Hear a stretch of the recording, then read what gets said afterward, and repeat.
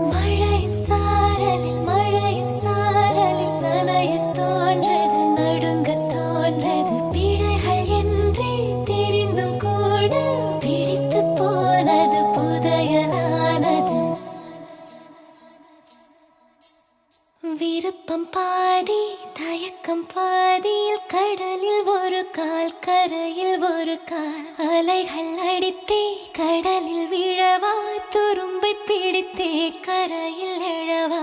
இதுவரை இது போலே இருமனம் கொண்டு தவித்ததில்லை அதில்